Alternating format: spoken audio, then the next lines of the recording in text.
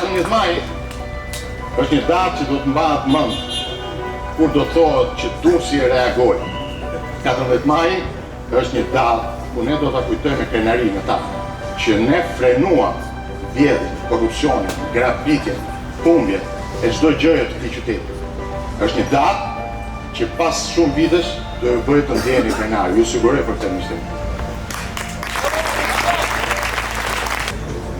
Kur kam biseduar me të rit,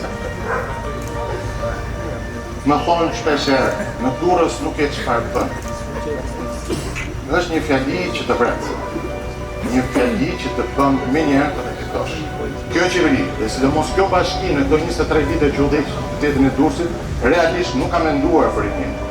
Sot kësaj rinie i mungojnë shumë.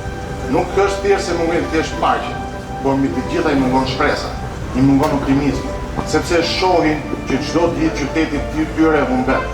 Sot këtu pranë kemi një vedire që ka kushtuar 10 miliardë lekë, por shohim që nuk kemi shkolla të mesme në Durrës për 4 vitesh. Dhe kjo është fatkeqësi, kjo është ulëritse.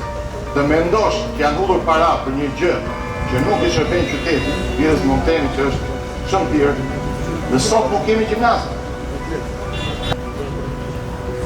Unë mendoj që secili prej nesh nuk duhet të thotë në të ardhmen unë jam dhe jetoj në Durrës.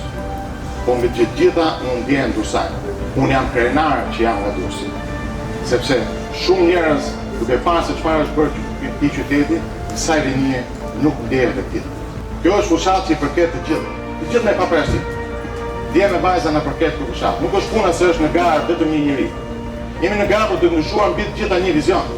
Që kjo bashki mos mendohet sikur është pronë e një grupi njerëzish të korruptuar të qytetit Durrësit duke filluar nga Tako and Company, edhe kjo që është shëpëtore ti është.